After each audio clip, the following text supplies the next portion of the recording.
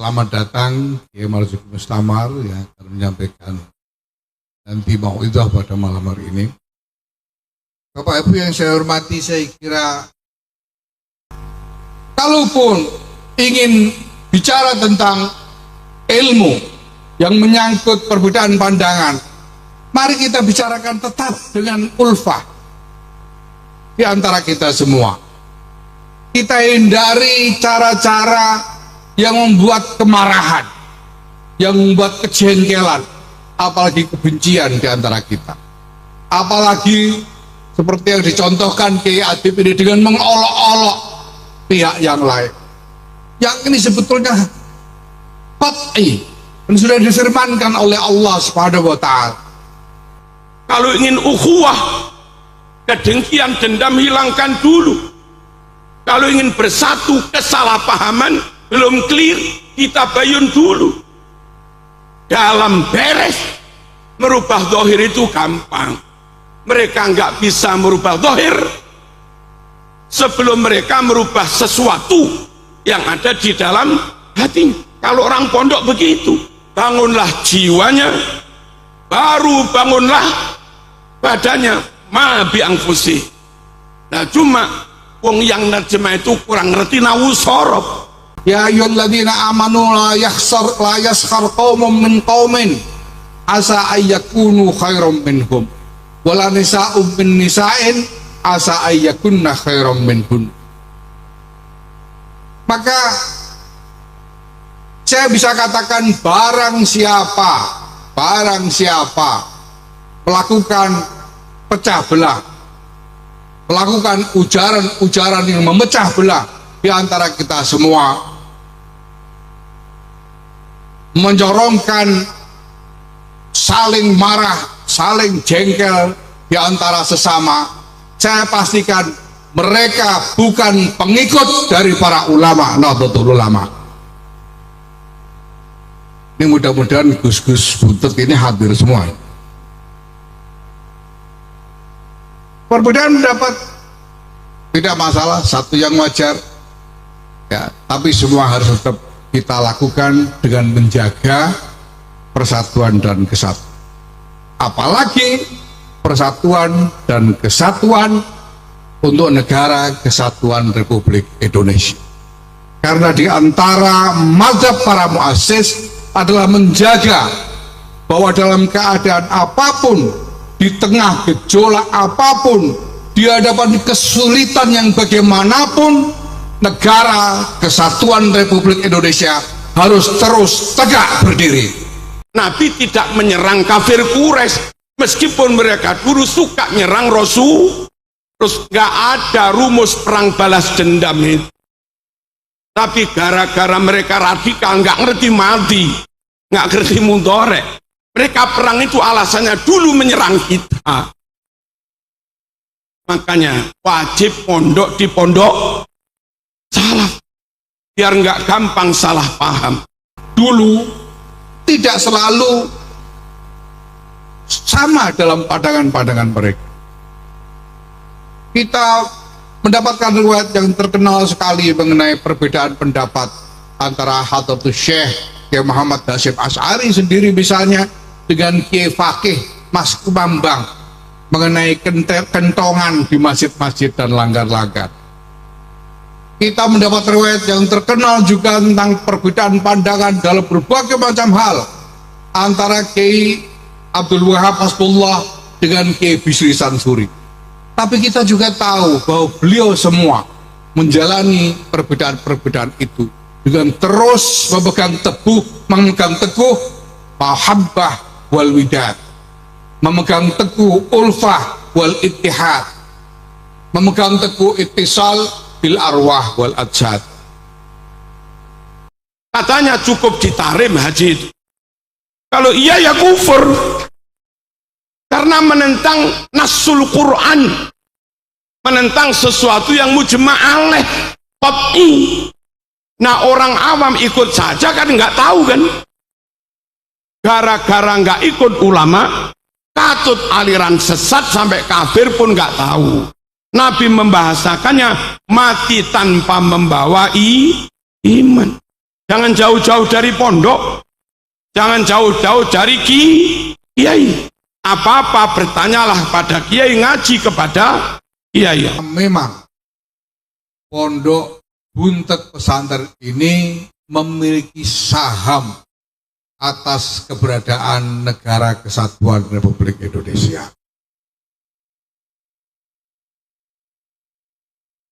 Ketika Hadratus Syekh Kiai Muhammad Hasyim Asy'ari bersama pengurus besar Nahdlatul Ulama pada waktu itu menyampaikan resolusi jihad pada tanggal 22 Oktober 1945,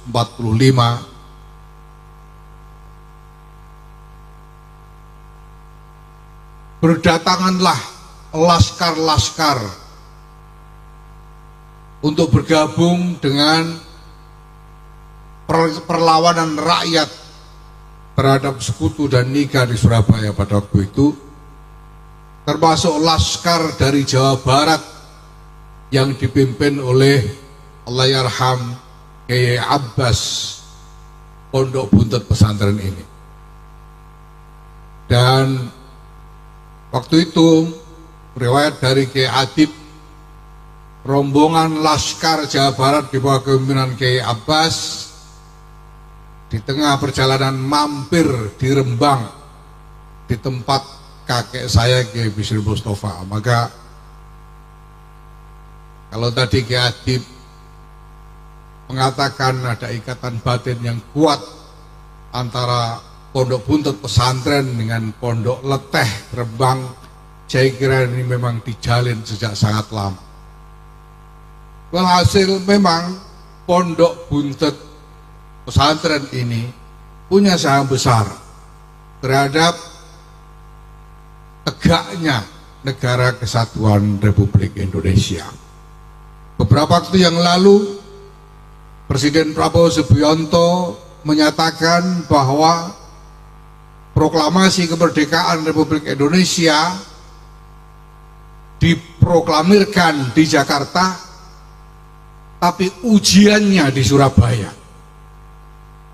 Ujiannya di Surabaya. Dan kemudian saya katakan yang garap ujian itu adalah kiai-kiai dan santri-santri Nahdlatul Ulama, termasuk kiai-kiai Buntet Pesantren bersama santri-santrinya. Alhamdulillah wassyukrulillah wan ni'matu wal fadlu minallah, la haula wala quwwata illa billah, alaihi tawakkalna wa ilaihi anabna wa ilaihi masiruna. Allahumma salli wa sallim wa barik wa karrim wa syarrif wa majid wa tahannan ala sayyidina wa maulana Muhammad wa ala alihi wa ashabihi ajma'in, amma ba'd.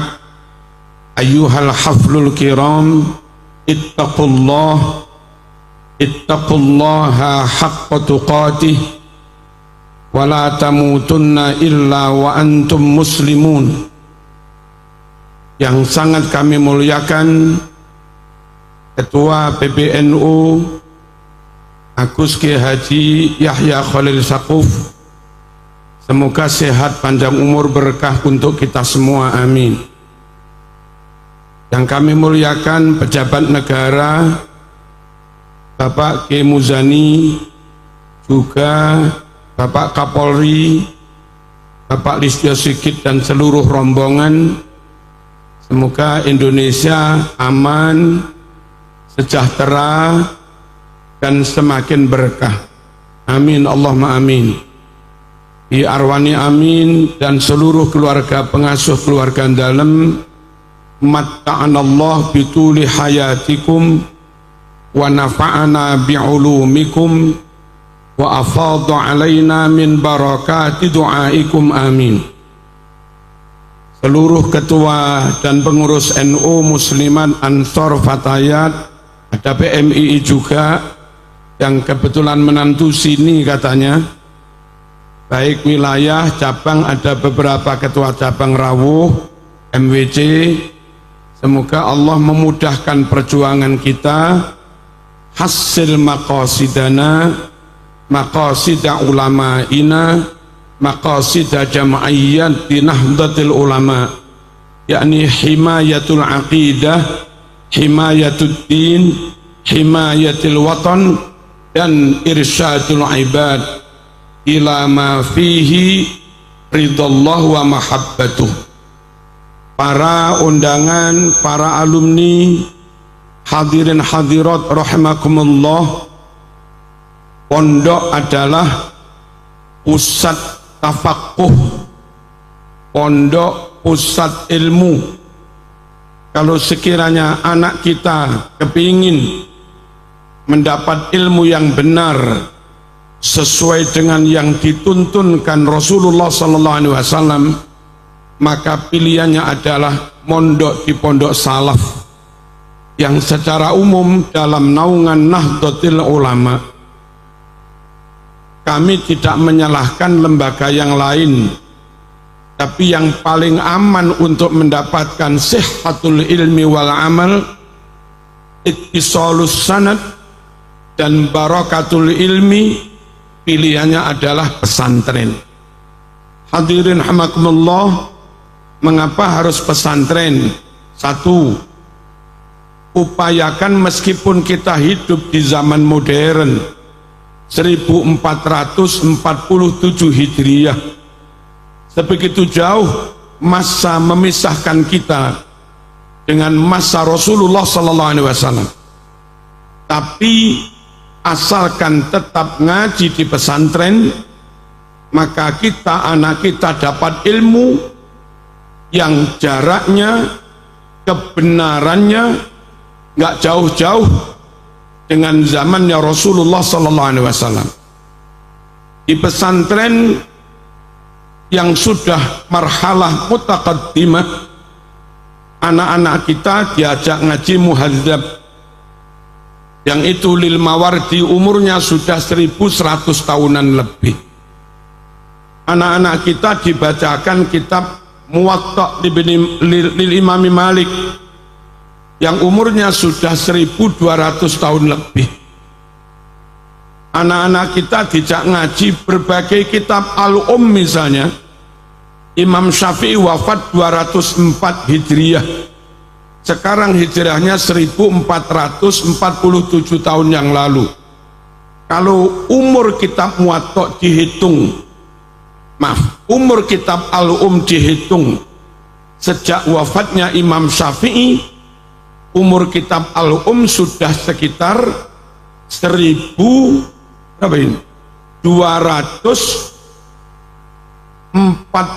sekian, 1243 sekitar itu.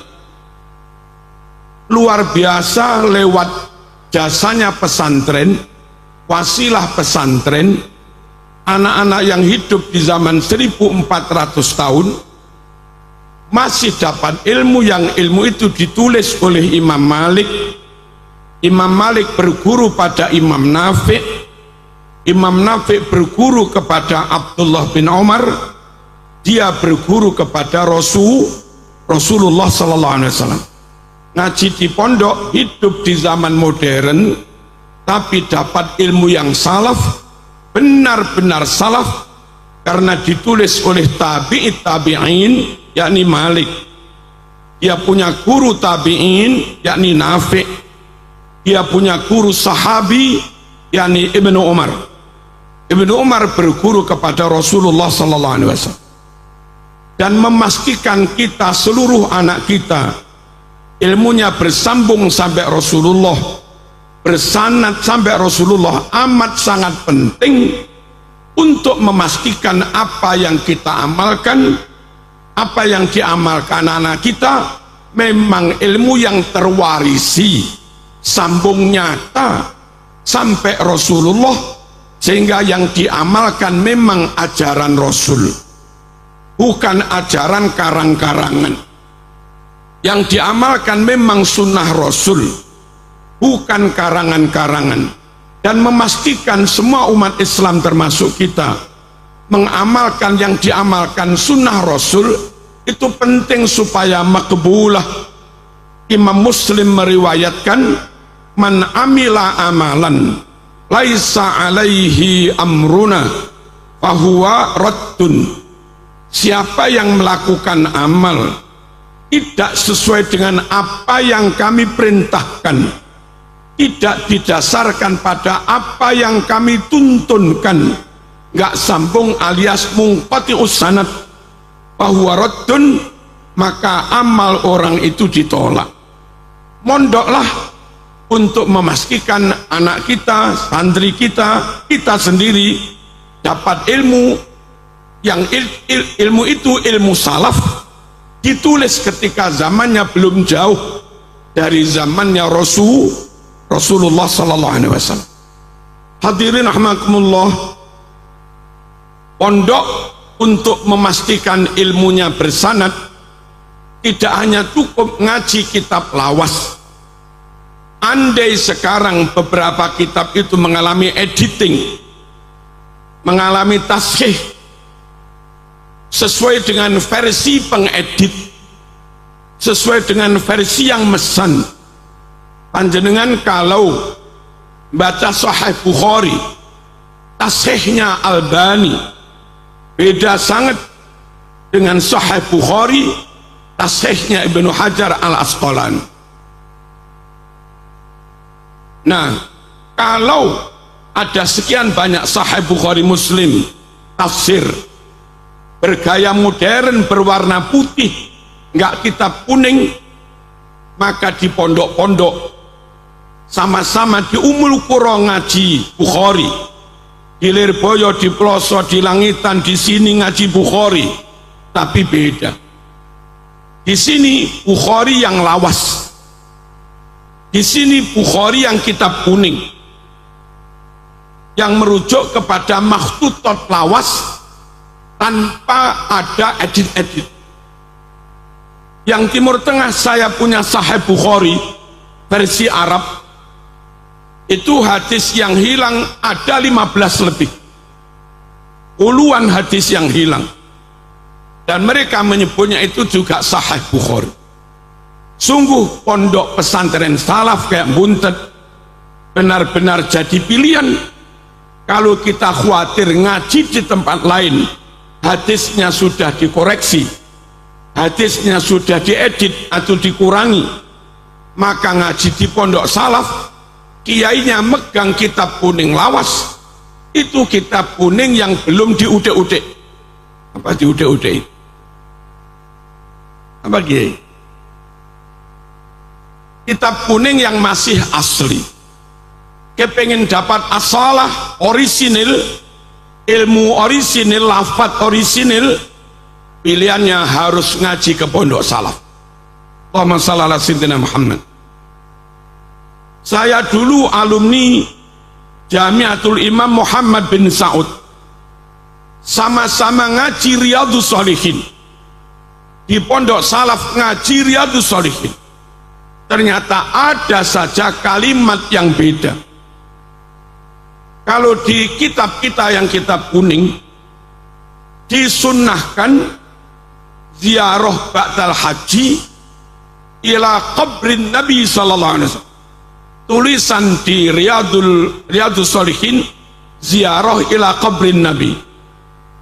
Man hajja walam yazurni faqad jafani. Siapa yang haji mbak menziarahi aku, berarti dia satru dengan saya. Tapi yang versi Saudi sama-sama Riyadhus Shalihin, tulisannya bukan ziarati qabrin Nabi, tapi ziarati masjidin Nabi. Lafaz qabri diganti dengan masjidin Nabi. Bagi mereka ziarah Nabi enggak sunnah. Yang sunnah itu ziarah Masjid Nabawi. Padahal dulu ketika Madinah jadi Yathrib nggak ada apa-apanya, mungkin juga kurang berkah. Yathrib Madinah menjadi berkah karena ada jasad mulia di situ, jasadnya Rasulullah sallallahu alaihi wasallam. Aneh kalau Madinah menjadi mulia karena Nabi ada di situ, lalu orang mengatakan nggak perlu ziarah Nabi dan cukup ziarah ke Masjid Nabawi. Sekali lagi, pastikan anak kita ngajinya di pondok salaf, ngaji kitab yang sama, dibacakan oleh kiai di pondok salaf, lebih orisinil, lebih asli, benar-benar amila amalan alaihi amruna, bukan amila amalan laisa alaihi amruna. Itu di pondok pesantren. Allahumma shalli ala sayyidina Muhammad. Dan akibatnya sama-sama ngaji itu kadang karena kitabnya cetakan beda, yang ngajar juga beda, kadang pahamnya juga beda, ideologinya beda, menghasilkan ilmu amal perilaku yang beda. Kita ngaji Bukhari, teman-teman salafi alumni Jami'ah Madinah juga ngaji Bukhari, tapi mereka Fatihah tanpa bismillah. Kita yang ngaji Bukhari Fatihah pakai bismillah. Sama-sama dalil. Mana yang lebih orisinil? Kita. Karena mereka kurang fair, kurang terbuka terhadap Sahih Bukhari nomor 5046. Su'ila Anas an qiraati Rasulillah. Anas ditanya, bagaimana sih Rasul membaca Fatihah? Anas menjawab, kanat qiraatuhu maddan. Bacaan Rasul itu per ayat panjang-panjang. Summa qara'a, lalu Rasul membaca bismillah. Itu Bukhari itu, pakai bismillah. Ngajinya sama, kitabnya sama. Yang ngaji di pondok salaf nggak ada satupun ilmu yang hilang. Semuanya tersampaikan secara fair, secara terbuka, secara amanah. Bukhari 5046, Nabi Fatihah basmalah. Kita ngaji di Buntet juga pakai basmalah. Allahumma shalli ala sayyidina Muhammad. Bukhari 1001, hal qanata Rasulullah fi salati subhi qala na'am ba'da ruku'. Apakah Rasul membaca kunut ketika sholat subuh? Anas menjawab, ya, setelah bangun dari ruku'. Nyata hadisnya Bukhari, Nabi kunut ketika sholat subuh. Sama-sama ngaji Sahih Bukhari. Kita yang mondok di pondok salaf, ya yang ada itu diamalkan apa adanya. Nabi kunut, hadisnya Sahih Bukhari, ya kita kunut, nggak usah banyak-banyak mikir. Tapi mereka yang hasil ngaji di luar pondok salaf, tahu ada hadis kunut, muter-muter, yang akhirnya berkesimpulan nggak usah kunut. Allahumma shalli ala sayyidina Muhammad. Bukhari 1010, berdoa pakai tawassul. Tuntunannya di situ, Allahumma inna kunna nastasqi ilaika binabiyyina fatasqina wa natawassalu bi'ammihi ay al-Abbas fasqina. Itu Bukhari. Ya Allah, wasilah Kanjeng Nabi, mohon kau turunkan hujan. Ya Allah, natawassalu, kami bertawasul kembali dengan paman Nabi Sayyidina Abbas, mohon kau turunkan hujan. Kita ziarah ke makam Ki Abbas, ke makam Ki Said Bendongan. Ya Allah, dengan karomah Ki Said, dengan karomah Ki Abbas, kami mohon pondok kami ditakdirkan manfaat barokah besar seperti pondok yang dirintis oleh beliau. Minta kepada Allah, nyebut keramatnya seorang wali. Itu namanya tawassul. Mereka yang ngaku ngaji Sahih Bukhari tapi tidak lewat pondok salaf, mereka anti tawassul. Dan sama-sama kita ngaji Bukhari tapi ikut kiai salaf, kita bertawassul. Betapa pentingnya sama-sama kembali ke Quran Sunnah. Tapi kembalilah ke Quran Sunnah lewat pondok salaf, bukan yang lain-lain. Allahumma shalli ala sayyidina Muhammad. Dua lagi hadirin, Fathul Bari Syarah Sahih Bukhari juz kalih nomor 324, Sahih Muslim juz 1410, inna raf'as sauti bidzikri hina yansarifun nasu minal maktubah kana ala ahdi Nabi sallallahu alaihi wasallam. Sungguh berzikir dengan suara dikeraskan ba'da sholat maktubah, namanya wiridan, tradisi itu sudah ada karena sejak zaman Rasulullah. Berarti berwirid sunnah, Rasul melakukan, sahabat melakukan. Hadisnya Bukhari Muslim, kurang apa? Barokah kita ngajinya Bukhari ke pondok salaf. Imam Bukhari meriwayatkan wirid dibaca keras, kiai kita menfatwakan wirid dibaca keras, kita pun mentradisikan wirid dibaca keras. Itu loh fadilahnya ikut pondok salaf, sama-sama punya semangat kembali kepada Quran sunnah. Sementara mereka yang enggak pondok salaf, enggak mau wirid, membid'ahkan wirid dibaca keras, padahal hadisnya sama, beda guru. Ada pertanyaan, yang benar ikut Quran sunnah apa ikut kiai? Yang benar ikut Quran sunnah apa ikut kiai? Kalau you ikut kiai nggak ikut Quran sunnah, kafir kamu. Kalau kamu ikut Quran sunnah tanpa lewat kiai, jadi Wahabism. Yang benar yang mana? Yang benar ikut Quran sunnah dengan dibimbing para kiai. Sama-sama mau ke Amerika, bawa Google Map, sama-sama ke New York, bawa peta, nggak ada yang bimbing, nggak ada yang jemput, nggak ada guide, bingung mas. Meskipun sudah berbekal tulisan petunjuk, tapi akan lebih mudah. Ada peta, ada Google Map, ada yang jemput. Antisipasi kalau jalan ini ditutup, mapnya bingung. Tapi kalau ada yang jemput, lewat sini mas, selesai. Jangan benturkan ikut kiai apa ikut Quran sunnah. Yang benar kembali kepada Quran sunnah dengan bimbingan para kiai yang ilmunya bersambung sampai Nabi. Kitab Bukhari, Muslim, Ihya, Muhadzab yang dipegang kiai itu sudah umur ratusan tahun, sudah ada maknanya. Makna didapat dari gurunya, bukti fisik konkret.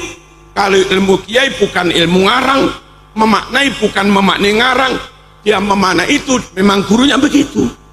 Gurunya juga itu loh pentingnya mondok di pondok salaf. Dan nyatanya nggak ada satu hadis pun yang dikurangi kalau kita mondok di pondok salaf.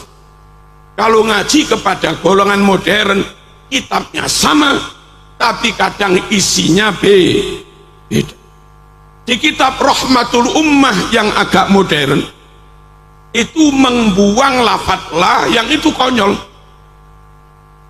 Yang lawas, Rahmatul Ummah lawas, sama dengan yang di i'anah, di Qalyubi, wala yajuzu sarfuz zakati libina'i masjidin au madrasatin au ribatin au nahwiha. Ada kalimat la, tidak boleh mentasarufkan dana zakat untuk bangun masjid, madrasah, pondok dan yang semisalnya. Itu diambil dari infak fisabilillah, bukan dari zakat. Tapi ada cetakan Rahmatul Ummah yang saya baca lanya hilang. Wa yajuzu sarfuz zakat. Konyol apa enggak ini? Konyol.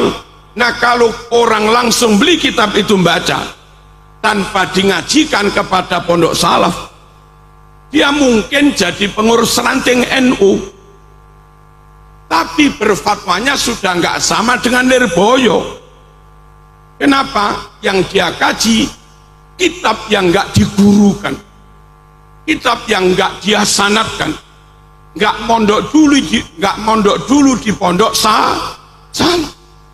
Penting sekali berguru ke pondok salaf. Barangkali dalam kitab yang kita beli ada kesalahan yang perlu dikoreksi, ditaswib, maka ngaji di depan Mbah Maimun, ngaji di depan Kiai Fuad, ngaji di depan Kiai Mahrus Ali, berkesempatan beliau belum mengingatkan kita, kurang lah dong, itu Pak dong, bukan Pof.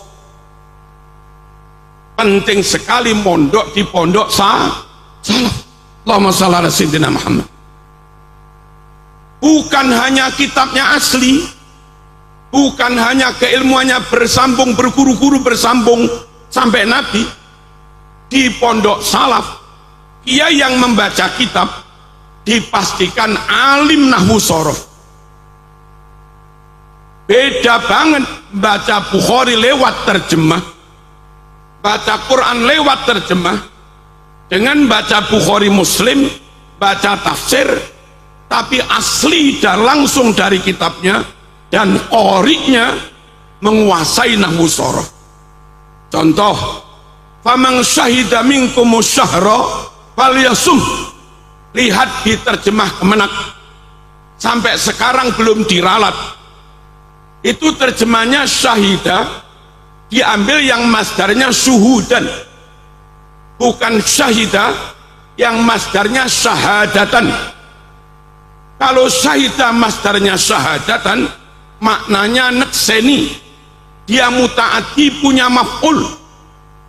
Kalau kita ambil makna syahadatan nekseni, faman utawi sapa wonge iku syahida nekseni sapa man mingkum saking sira kabeh, nekseni asyahra ing bulan.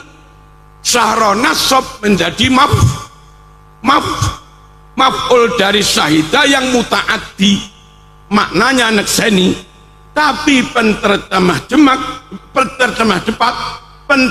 depat memaknainya pakai masdar yang syuhudan, maknanya hadir, tidak musafir, hadir fil bait. Siapa di antara kamu di bulan Ramadan hadir, maka wajib berpuasa. Kalau musafir tidak wajib. Nah, ini gara-gara nggak ngerti nahwu, orang nggak tahu salahnya. Salahnya di mana? Kalau di mana hadir syahidah, berarti dia lazim, hadir gitu dok, lazim, nggak punya maf'ul. Kalau lazim nggak punya maf'ul, asyahra nasab jadi apa? Dibuang, yang nggak mungkin wong Quran. Pastikan asyahra nasab itu jadi maf'ul. Lalu kalau jadi maf'ul syahidah harus mutaati, jangan lazim.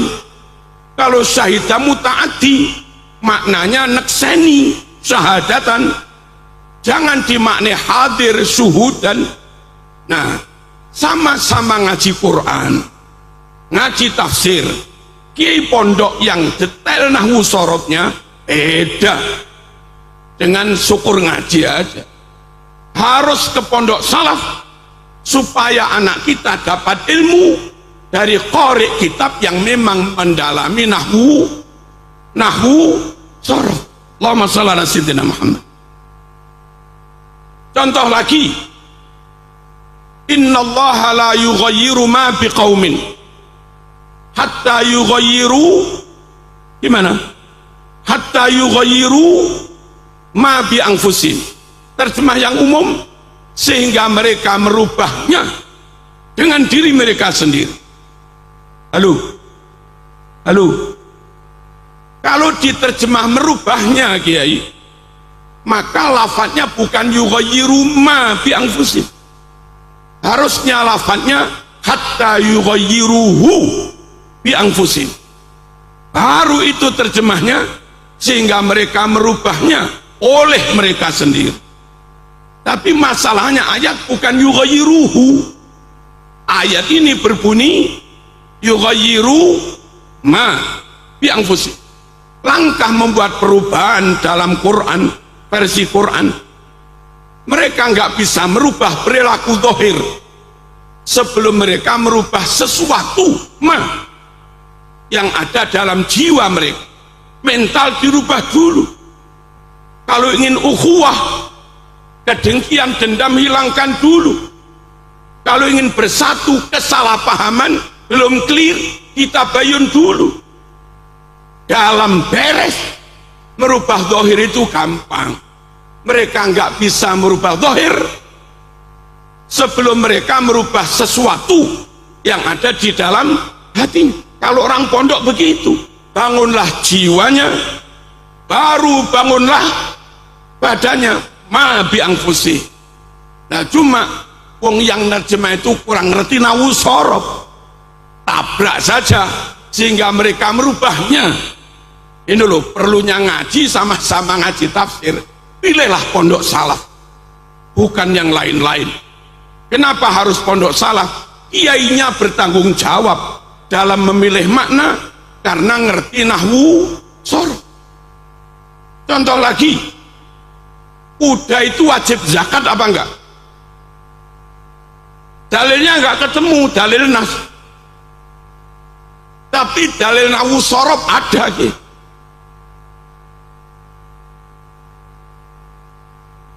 Unta wajib zakat ada hadisnya, Bukhari.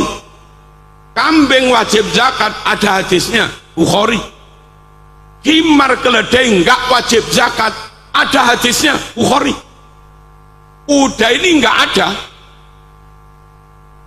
Kuda yang enggak ada keterangan wajib zakat di Quran maupun hadis, itu ikut hukumnya unta, sapi, kambing wajib zakat, atau ikut hukumnya keledai, himar, berarti enggak wajib zakat. Imamun Syafi'i cara mendalil pakai dalalatul iktiron.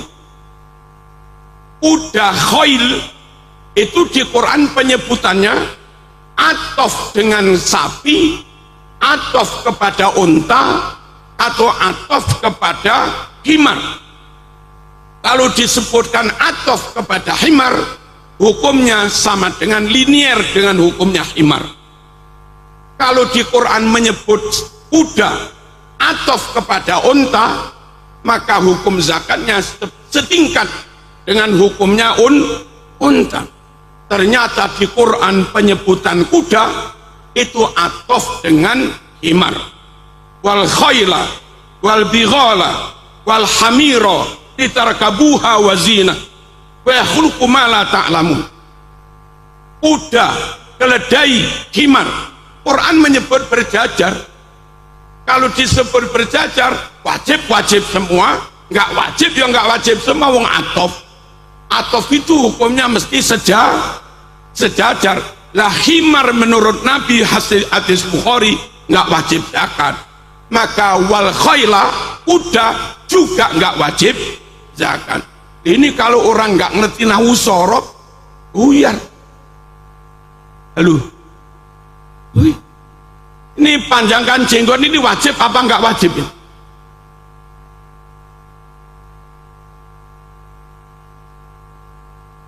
Kalau wajib, Ki Arwani dosa karena nggak manjangkan jenggot. Tapi kalau manjangkan jenggot juga dosa. Istrinya sedih, Bunyai marah. Enaknya panjang apa enggak ini? Kalau kembali kepada dalilnya juga perintah panjangkan jenggot. Tapi kalau kembali kepada ilmu termasuk nahwu sorob, baru kita paham ini enggak wajib dipanjang. Kenapa? Perintahnya atof, akul liha wa qassus syawarib. Panjangkan jenggot, potong kumis, itu pakai atof. Akul liha wa qassus syawarib. Karena atof, sekiranya ini wajib, ini wajib. Sekiranya ini sunnah, ini sunnah. Di Sahih Muslim, di Ihya disebut potong kumis itu hanya sunnah, gak sampai wajib. Nabi pun menyebutnya fitrah. Belum tentu yang dimaksud sunnah, mandubah syar'iyah belum tentu. Mana hadisnya? Al-fitratu khamsun. Kesunatan dalam bersih-bersih itu ada 5. Qalmul adfar, potong kuku, ya, wanatful ibti, mencabut rambut ketiak, wasiwak, siwakan. Ada yang wajib, ini enggak ada. Waqasus syarib, potong kumis, enggak wajib, ini sunnah. Dan yang terakhir wahalqul anah, enggak usah dimaknai yang terakhir. Allahumma shalli ala sayyidina Muhammad. Sorry, Nabi menyebut ini qasus syawarib, itu minal fitrah, bukan minal wajibat, sunnah. Kalau menurut Nabi potong kumis sunnah, nggak sampai wajib, maka atofnya akfuliha juga tidak wajib. Lagi pula kalau melihat kronologi hadis, itu bukan perintah mutlak, tapi perintah muqayyad, perintah dalam rangka. Dalam Bukhari Nabi menyebutnya khaliful Yahud, ada riwayat khaliful musyrikin. You harus tampil beda dengan orang Yahudi, you harus tampil beda dengan orang musyrik.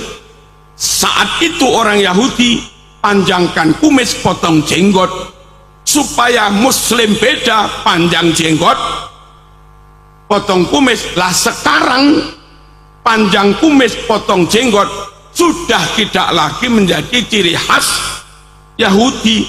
Salman Rushdie berjenggot, Albert Einstein berjenggot, George Soros ahli moneter dunia juga berjenggot, dan para rabi berjenggot.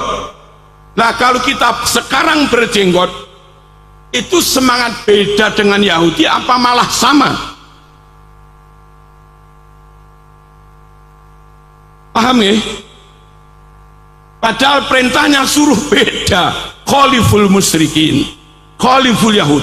Ini loh pentingnya harus mondok di pondok salaf. Dan sekiranya enggak keburu nikah, mondok yang lama meskipun sudah taman aliyah, masih ada ngaji kitab-kitab, pulang mateng gitu loh. Nah kadang kita ini masih taman aliyah sudah disuruh pulang nikah, ya ilmunya ya gitu-gitu aja, wong hanya dikit. Allahumma shalli ala sayyidina Muhammad. Orang yang tidak sholat, orang yang menyatakan iman ikrar syahadat tapi belum melaksanakan kewajiban sholat zakat, itu dosa besar apa murtad? Dosa besar apa kafir? Orang nggak sholat 5 waktu. Dosa besar apa copot imannya? Kita NU madhab Syafi'i mengatakan dosa besar. Kalau mati tetap wajib dimandikan, dikafani, disolati, dimakamkan di makam muslim. Kenapa pakai begitu? Pakai nahwu. Menurut surat wal asri, kalau pakai nahwu, iman itu lain dengan amal soleh. Amal soleh punya substansi sendiri, punya entitas wujud makna sendiri. Iman juga punya entitas wujud makna sendiri. Dan di Al-Quran itu diatofkan amanu wa amilus solihan, beriman dan beramal soleh. Karena ini atof dan beramal soleh, makna beramal soleh itu punya makna sendiri, makna iman juga punya makna sendiri meskipun beramal soleh. Orang Cina non muslim baru baca syahadat, belum sempat sholat zuhur mati, dia sudah punya iman, belum punya amal soleh. Apa imannya hilang? Enggak, iman itu ada sebelum ada amal soleh. Sehingga ketika amal solehnya hilang, jangan lantas dikatakan imannya juga hilang. Al aslu fil atfi al mughayarah. Pada dasarnya atof itulah atof kepada wujud lain yang beda. Saya Marzuki. Orang menyebut juga pengasuh pesantren Sabilur Rasyad. Orangnya sama. Itu kalau membuat bahasa jangan pakai atof, tapi pakai badal alias mudir, sahib ma'had Sabilur Rasyad Marzuki. Ya, pengasuh pondok pesantren Sabilur Rasyad yakni Marzuki sudah hadir. Jangan pakai uang. Marzuki dan pengasuh Sabilur Rasyad hadir. Salah pakai dan. Emangnya orangnya dua. Kalau atof harus dua wujud. Ini ada, ini ada. Nah di Quran iman diatofkan apa? Amal soleh diatofkan kepada iman. Amanu wa amilus solihat. Sehingga logikanya iman punya wujud makna sendiri.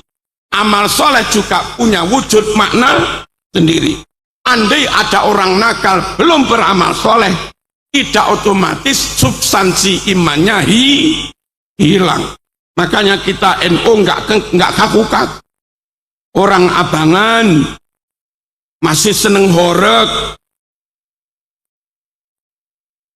Ya diharamkan izaknya. Unsur mengganggu, menyakiti, mudarat pada orang lain tetap kita haramkan. Tapi mereka muslim. Kalau kita nggak pandai-pandai momong mereka, bisa-bisa ucul di momong gereja. Malah parah. Nggak ada kiai pondok salaf yang kaku. Nggak ada kiai pondok salaf yang apa?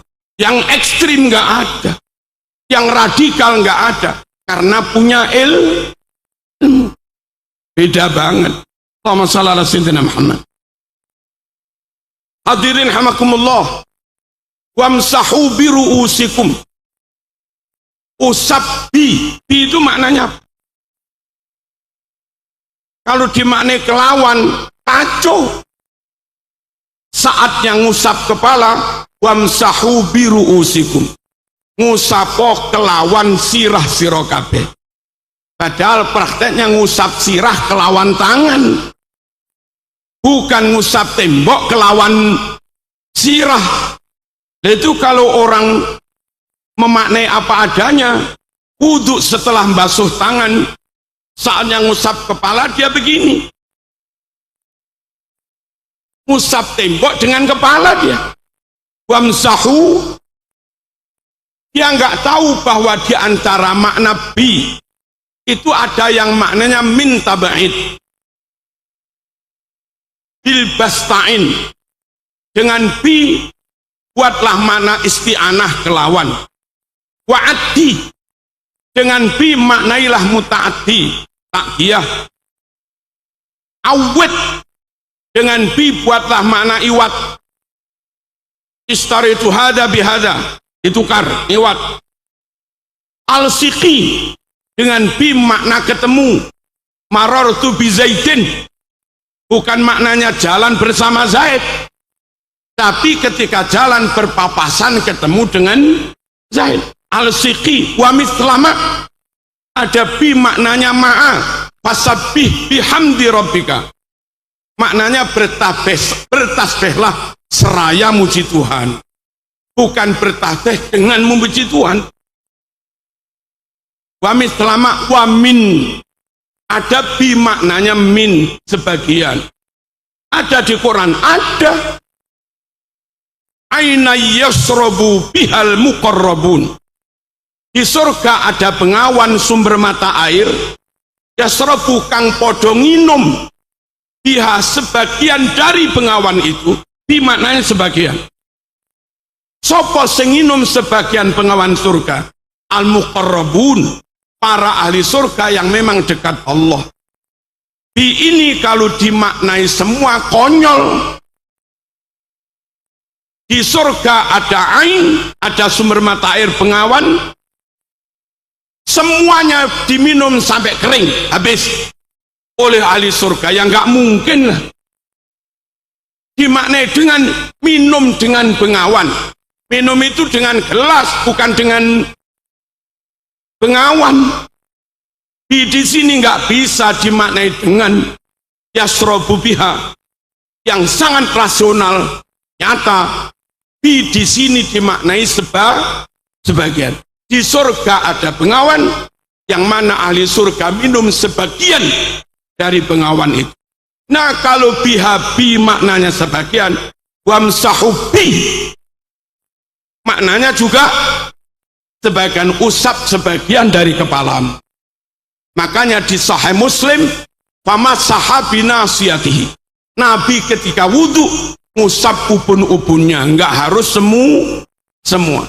Di pondoklah, enggak hanya dapat riwayat yang didapat anakmu di pondok, hadis yang lafadznya sambung sampai Nabi. Kiainya megang kitab kuning lawas, dijamin enggak ada editing, enggak ada revisi, asli orisinil, diqori, dibaca oleh kiai yang alim nawusoro, yang itu memungkinkan enggak salah paham.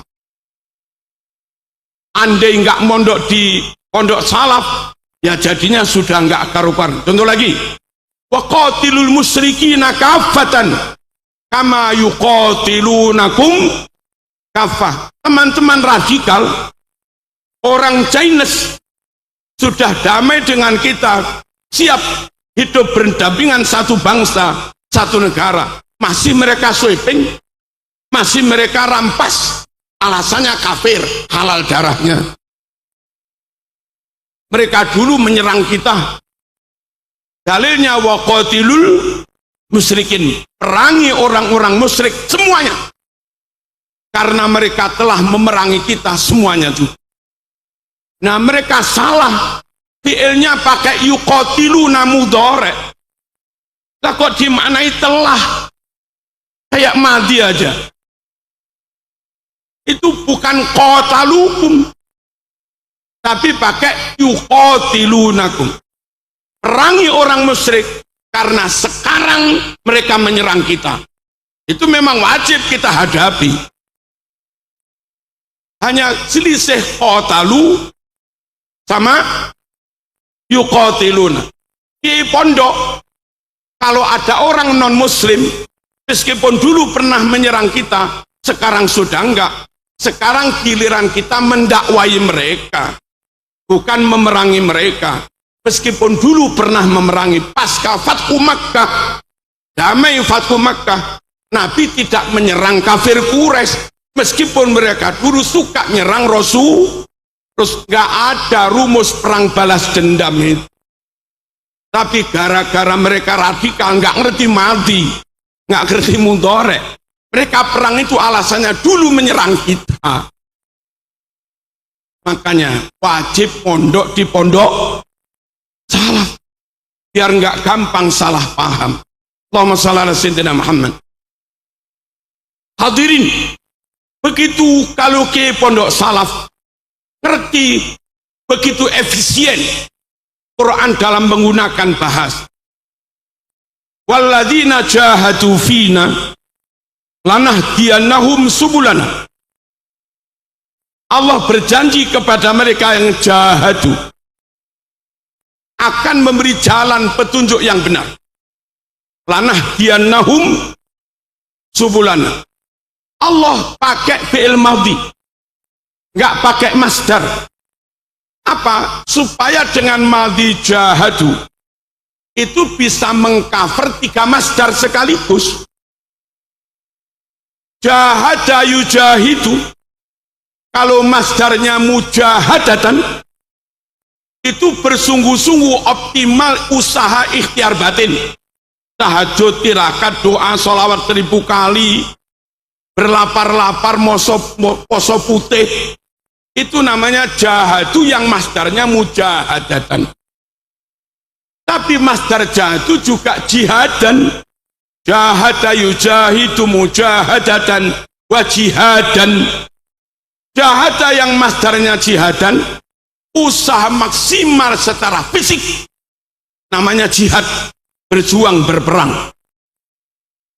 Jahadu yang masdarnya pakai isim masdar ijtihadan.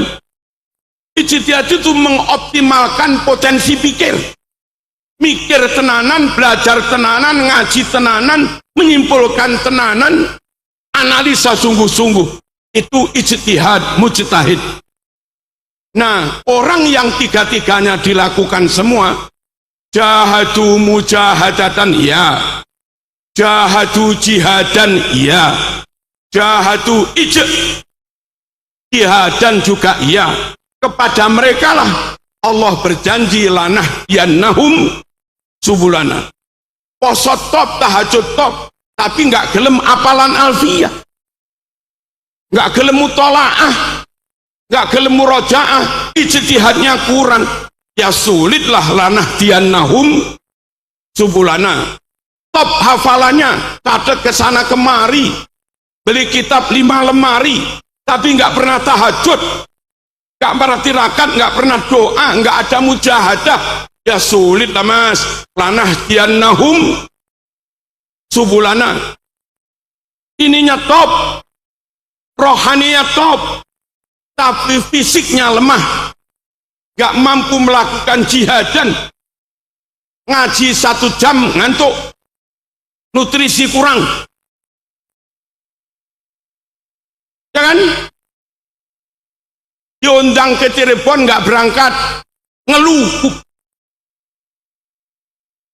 Secara fisik nggak mampu jihad, dan yang nggak terjadi yang namanya lanah diannahum subulana.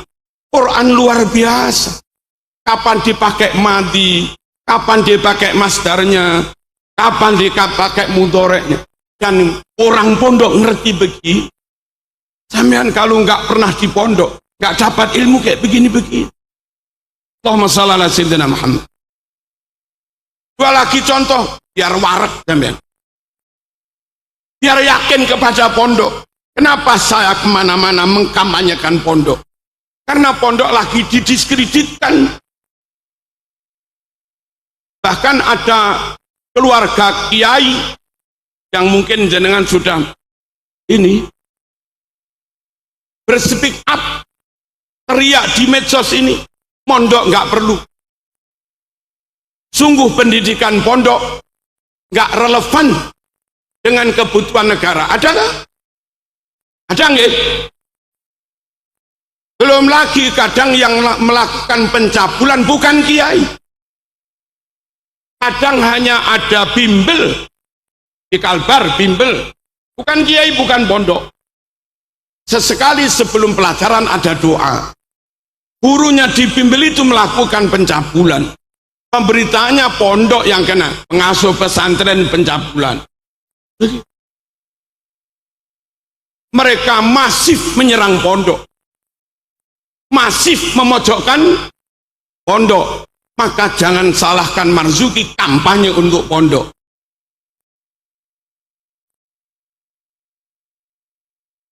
Dan memang nyatanya begitu. Kalaupun ada yang nyimpang, Buntet nggak pernah nyimpang, Gedongan nggak pernah nyimpang, Pendakerem nggak pernah nyimpang. Halo, halo. Sarang nggak pernah nyimpang, Langitan, Ploso, Lirboyo nggak pernah nyimpang. Cuma namanya orang bikin narasi, menframing, ya sengaja untuk menjatuhkan pihak yang di-framing. Maka harus kita bangkit untuk menyelamatkan ilmu yang diwariskan ulama dari Rasulullah sallallahu alaihi wasallam. Al ulama warasatul anbiya. Para ulama, para kiai ini loh, orang yang nyata mewarisi ilmunya Nabi. Bukan hanya kepinterannya, bukan hanya akurasi pemahamannya yang mereka warisi, tapi semangat nasrul ilm itu juga ada di pesantren. Bayangkan, ngajar TPQ nggak dibayar, hanya murni semangat moga-moga dapat ridhonya guru. Itu hanya alumni pesantren. Nyemak Quran di musola-musola, sorogan, nggak ada yang bayar, itu alumni pesantren. Nggak ada alumni ITB terus nyemak Quran di musola, itu nggak ada. Halo, ngajar madrasah diniyah, gajinya 150.000, yang sanggup hanya alumni pesantren.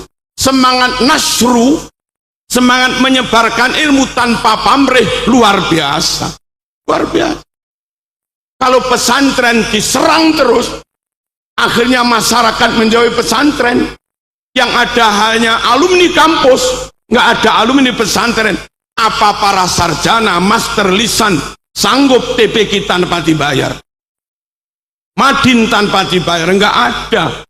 Dan akhirnya ketika semangat Nasrul Ilmi mati, maka penyebaran ilmu juga mati. Kita nggak ingin itu.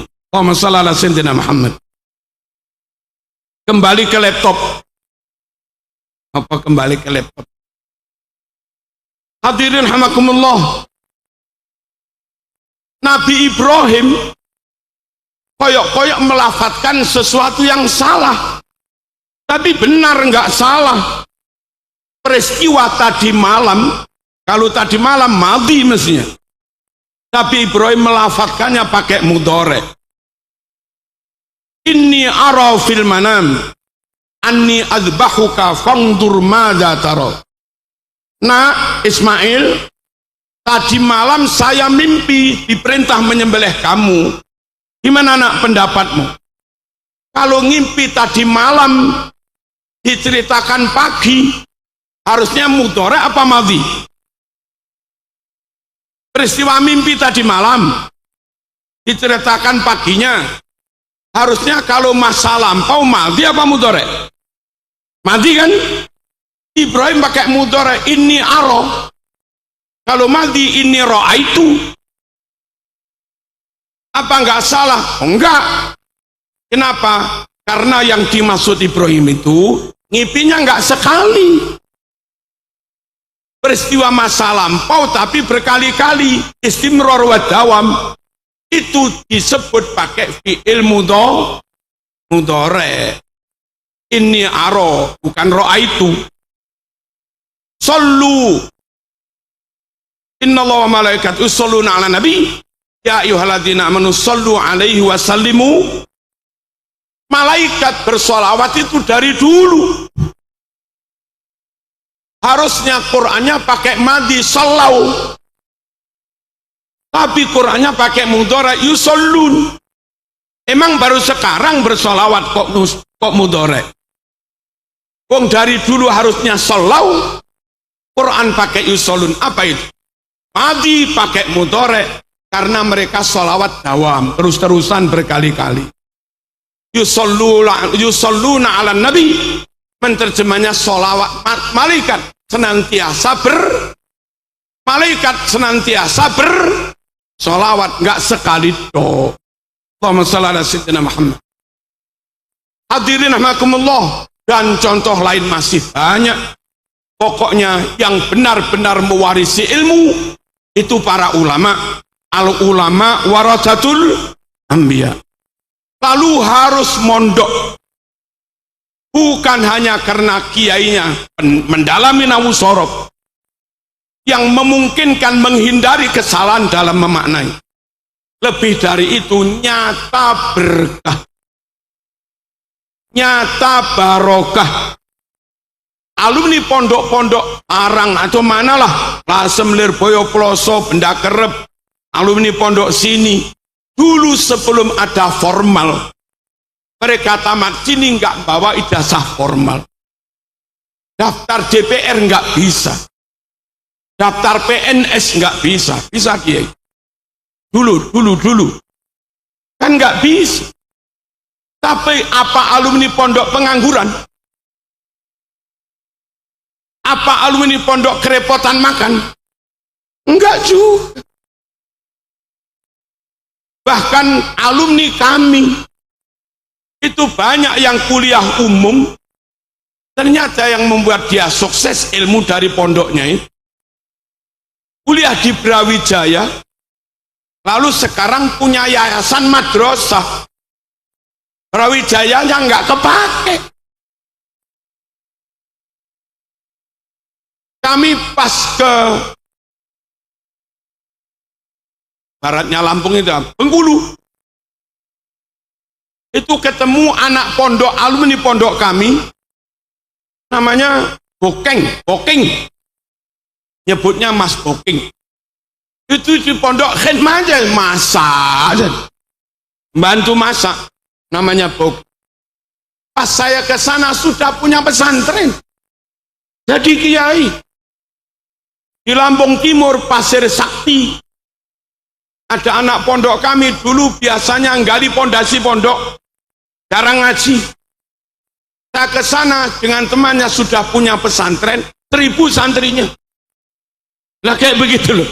Pondok itu barokah. Ya memang gudikan tapi barokah. Dan nyata, Allahumma shalli ala sayyidina Muhammad. Saya ini full dapat barokah ya lantaran kiai pondok. Saya alhamdulillah kiai. Dulu dipaksa Ki Mas Duki Mahfud menghafal Quran semalam 1 juz. Dan itu bisa. Kami setoran alfiyah semalam 50, itu bisa. Kami suruh apal hizib Nawawi sekali baca lagi. Hizib Nasor sekali baca, suruh hafal. Gak masuk akal, tapi bisa. Dan sampai sekarang saya tetap mengamalkan Nasor Nawawi Khofi Bahar. Hizib Bertak Macan, itu dari Muhammad Makhrus Ali. Dulu mengijazahnya Ki Makhrus hanya membaca sekali tok. Gak boleh diulang, gak boleh direkam, gak boleh ditulis. Alhamdulillah karena dapat barokah. Sekali beliau membaca, kami ngacung, coba saya kiai, pas bener. Akhirnya diberikan ke saya. Pokoknya harus mondok, ada barokah. Apa mana dipek mantu, masya Allah. Tambah top barokah ini. Perkara ada sisi kelemahan-kelemahan, monggo kita pikir bareng-bareng bersama perintah juga boleh pemerintah. Bagaimana karena SPP-nya murah, kalau makan 3 kali berstandar gizi, apalagi berstandar MBG, Kiai Arwani bangkrut. Ya Kiai, kita SPP mahal, kasihan umat nggak mampu. Maka ayo DPR mikir, berapa Kiai? Idealnya sekali makan 10.000. Kalau 3 kali makan 30.000. Berarti uang makan minimal 900.000. Anak-anak bayarnya berapa Kiai? 300. Nah pemerintah nomboi yang 600 gitu loh. Jangan malah ngeritik. Opo gudikan tapi nggak nyumbang. Kalau ngeritik kok saya juga bisa. Terus jangan dihilangkan pesantren. Kalau pesantren hilang, you nggak bisa bikin pendidikan yang semurah dan semutu pesantren. Sekarang ada sekolah rakyat apa. Itu teman-teman ngitung untuk sekian mungkin 1000 santri lah. Itu anggarannya 1 bulan sekian miliar. Banyak sekali. Yang itu andai untuk pondok salaf, dana segitu cukup setahun. Ya Kiai? Iya. Monggo dibikin sekolah rakyat. Tapi kalau sekolah rakyat per anak, per tahun, dapat sekian ratus juta. Kok pesantren itu disubsidi per anak 5 juta gitu ya. Masya Allah. Allahumma shalli ala sayyidina Muhammad. Ayo semuanya bertanggung jawab jaga pesantren, melestarikan pesantren. Negara ini merdeka oleh kiai dan para santri. Pahlawan perjuangan tentara rakyat atau apa dulu belum ada. Yang ada Hizbullah, yang ada Sabilillah, dan yang lain-lain. Mereka tentara santri bersama kiai. Gak ada perang, ya mereka ngaji. Sesekali latihan. Mereka yang berjuang melawan penjajah Belanda, mengusir Belanda sampai Indonesia merdeka. Tapi nasib pesantren. Begitu besar jasanya untuk negeri ini. Sekarang alumni pesantren yang salah murni, boro-boro daftar dosen. Daftar modin itu loh nggak bisa.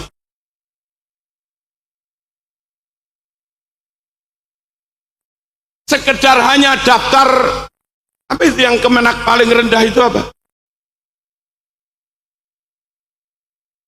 Enggak, yang ikut memberi penjelasan. Penyuluh, alumni pondok salaf, ijazahnya dipakai daftar penyuluh itu loh, enggak lah. Padahal negeri ini dulu merdeka oleh kaum pesantren ngeten.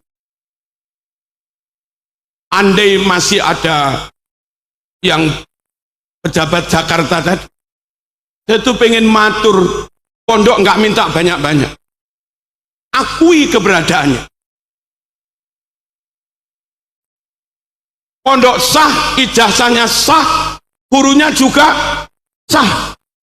Perkara alumni pondok yang Taman Alfiah Maknun belum ngerti tentang teknologi, terima dulu karena dia psikisnya baik, fisiknya juga baik, ininya pinter, nggak apal Alfiah, terima dulu, baru ada pelatihan tentang per-HP-an, teknologi, setengah tahun kan bisa juga. Nah masalahnya memang sengaja di portal, supaya anak pondok nggak bisa masuk. Nyatanya sekolah umum pun setelah diterima DBUMN, nggak bisa langsung kerja kok, masih ada pelatihan. Apa salahnya alumni sini Pondok Ploso Lirboyo Hiniah Murni diterima tapi nanti ikut pelatihan. Alumni pondok yang IQ-nya 130 ke atas, hafid Quran, hafal Alfiah Maknun, harusnya bisa masuk ke dokteran. Ya gimana nggak punya latar belakang sains matematik, terima ujiannya di bulan Januari, nanti Februari pengumuman, ada waktu Februari sampai Agustus, diberi matrikulasi 7 bulan, pemadatan materi matematika, bahasa Inggris, IPA, 7 bulan selesai, siap ikut perkuliahan. Perkaranya itu bukan begitu, memang nggak mau dan sengaja ditutup, sehingga kita kaum pesantren kalau ingin masuk ke dokteran susahnya bukan main. Satu sisi anak kiai harus ngaji, di sisi lain karena pengen ke dokteran harus hafalan ini bahasa Inggris, matematika, bebannya tambah. Kasihan. Andai ada peraturan dari negara, pesantren boleh daftar ke dokteran, tenang aja kita ngaji, kita kuning, Alfiah segala macamnya, nanti tes ya tes, setelah keterima ikut matrikulasi pemadatan materi 7 bulan selesai. Dan di luar negeri begitu. Allahumma shalli ala sayyidina Muhammad. Alumni pondok Indonesia keterima di Al Azhar kedokteran boleh, tapi ikut matrikulasi. Ayolah Indonesia, bapak-bapak tadi semoga mendengar ya, tolong pesantren jangan diserang, jangan dipojokkan, malah yang kurang mestinya dibantu. Jasanya sudah besar, dan pesantren itu nggak pernah ikut penataran Pancasila P4. Negara nggak usah keluar dana biaya banyak untuk penataran P4, untuk nasionalisme. Otomatis kalau alumni salaf mesti NKRI, harga mati, tidak bisa tidak sudah. Kenapa yang begini-begini enggak?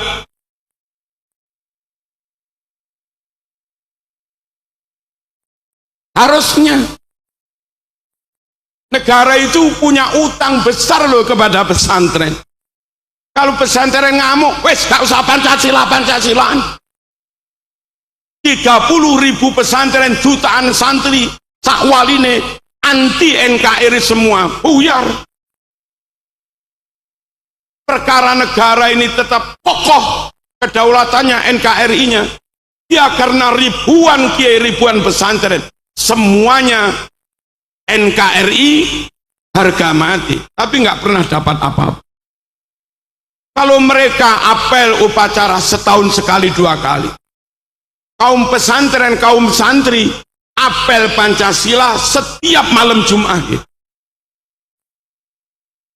Setiap malam Jumat itu apel kesetiaan Pancasila.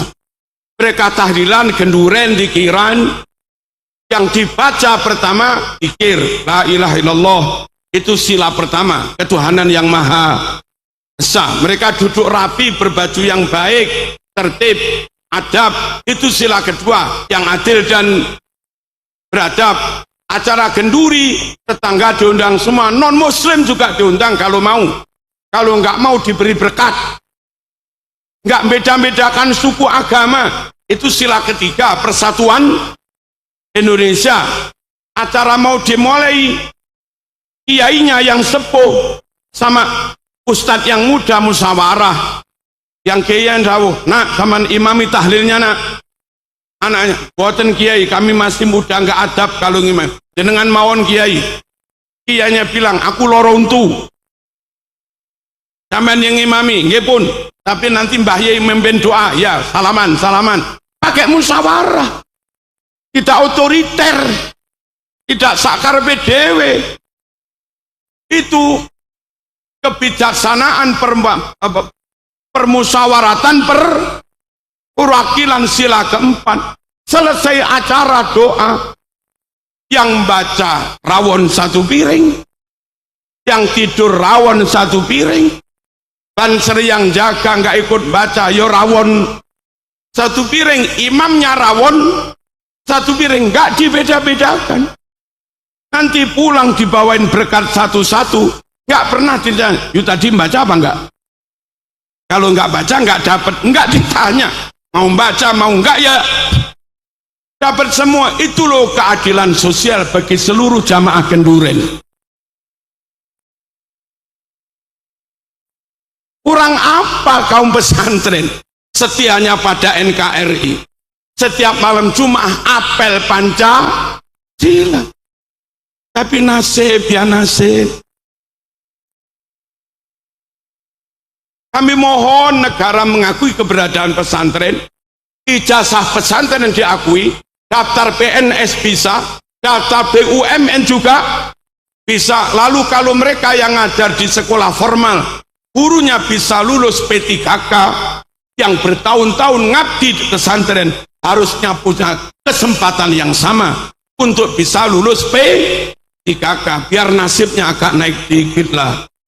Kalau mereka yang ngajar di sekolah formal bisa sertifikasi, harusnya yang ngajar di pondok, Ma'had Ali, marhalah awal, ula, taniyah juga bisa berproses dapat sertifikasi. Itu loh maunya kami begitu.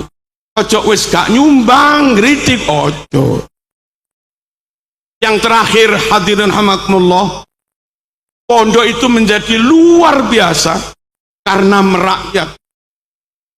Di mana ada pondok didirikan, masyarakatnya dapat berkah, dapat rezeki. Tadi saya masuk di sini, ya, gara-gara haul ini, berapa ratus orang malam ini guyang-guyu dapat rezeki. Ada yang jualan cilok, ya, jualan macam-macam. Di mana ada pesantren, di situ ekonomi menggeliat. Pesantren salaf hulu untuk dakwah, nggak ada niatan kiai nawaitu buat pesantren sebagai jaring untuk mendapatkan dana, tidak. Saya bikin pesantren yang jualan nasi tetangga boleh, bosnya punya jualan nasi boleh, tetangga boleh. Kita buat pesantren, baksonya, ciloknya, warungnya, tetangga boleh, kami juga boleh. Kita bikin pesantren yang fotokopinya kita boleh, tetangga juga boleh. Ketika haul rame-rame, masyarakat buka rumahnya, terima tamu, tamu 1 orang 100.000 boleh.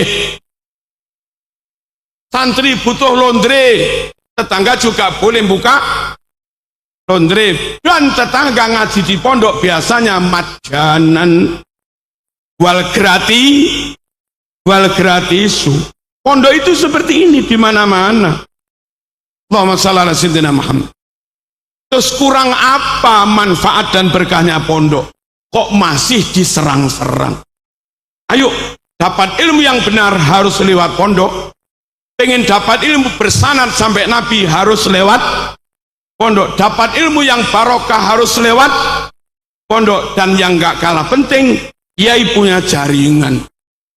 jenengan mondok di sini Bu, anaknya pinter, hafidhoh, hafal Quran, ranking 1, kepingin dapat menantu, matur aja pada Ki Arwani, ya, Kiai, anak kami sudah umur 21, 22 tamat, selesai hafal Quran, barangkali ada Kiai.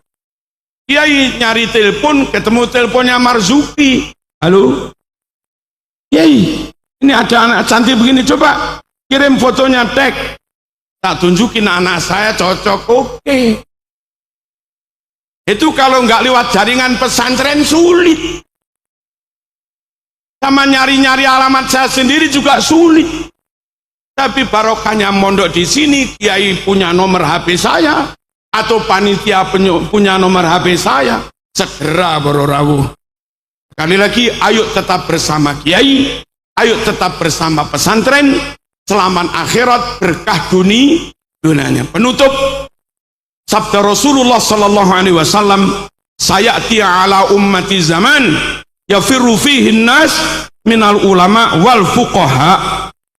Kelak di akhir zaman, umatku yang harusnya manut Kiai malah menjauh dari Kiai. Gara-gara menjauh dari Kiai, Allah beri 3 musibah, 3 bala. Pertama, yarfa'ullahul barakah min kasbihim. Kerja nggak barokah lagi ya sekarang ini. Dulu guru MI dengan gaji 200.000, anaknya kuliah, punya rumah, nggak banyak utang, dan bisa haji juga. Dulu guru diniyah gaji 50.000, anaknya sukses, keluarganya sakinah, kadang bisa haji. Sekarang orang tuanya PNS, lulus sertifikasi, P3K, bukan lagi 200.000, 8 juta setiap bulan. Cerai. Kata Kemenak, daftar di KUA, hakim pengadilan agama, sekarang ini setelah ada sertifikasi P3K, gaji naik, angka gugatan perceraian juga naik. Gimana wong duit banyak malah nggak sakinah? Apa itu?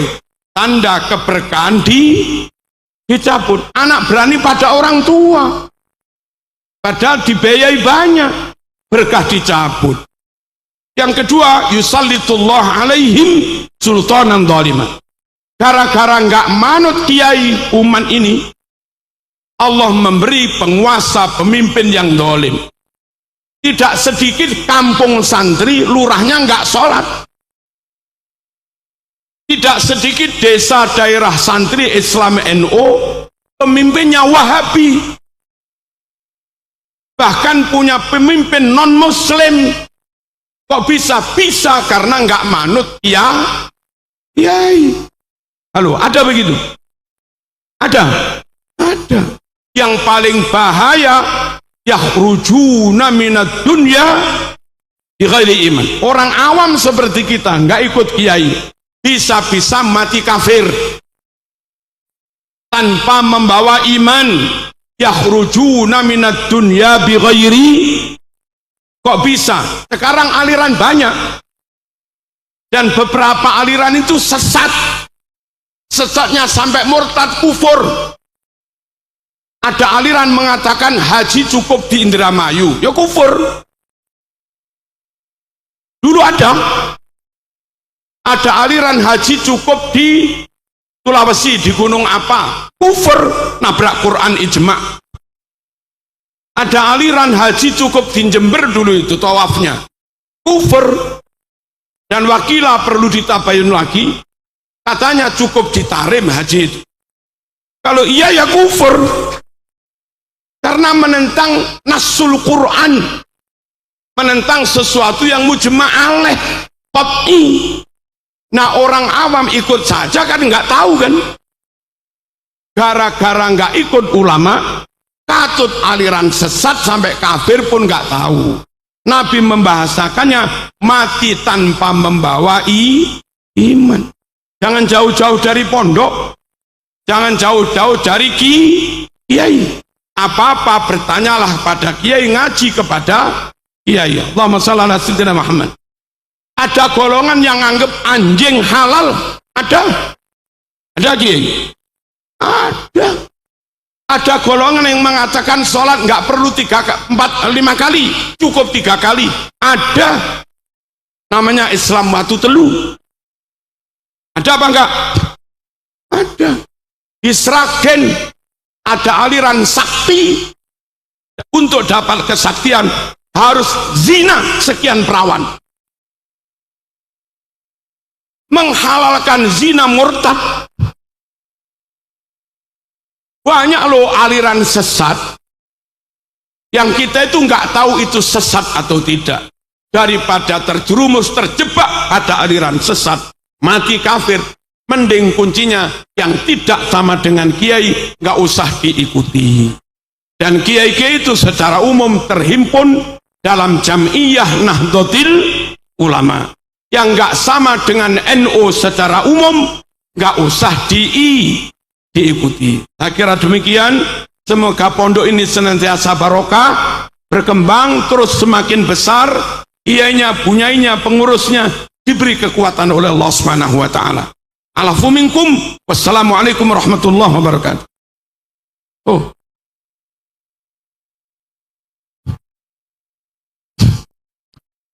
Alhamdulillahi Rabbil Alamin. Allahumma salli wa sallim ala Sayyidina Muhammad wa ala ali Sayyidina Muhammad. Allahumma zidna wa la tanqusna wa akrimna wa la tuhinna wa aatina wa la tahrimna wa ardina warda anna wa athirna wa la tu'thir alayna.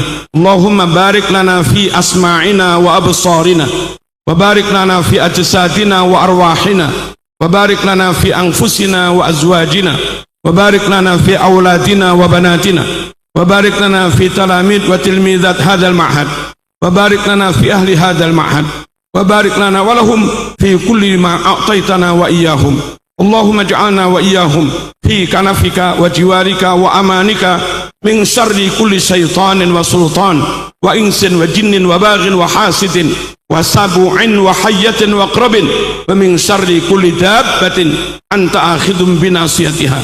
اللهم من أراد بنا أو بديننا وعقيدتنا ومن أراد بهذا المعهد ومن أراد بأهل هذا المعهد ومن أراد بأصحاب هذا المعهد ومن أراد بتلاميذ هذا المعهد ومن أراد بمتخرجي هذا المعهد ومن أراد بأساتذة هذا المعهد سوءا وظلما وفتنة وفسادا وحسدا ومكرا وخيانة وسحرا فاجعل دائرة ذلك كله تدور عليهم وتصيبهم بحق ومكروا ومكر الله والله خير الماكرين وإذا بطشتم جبارين.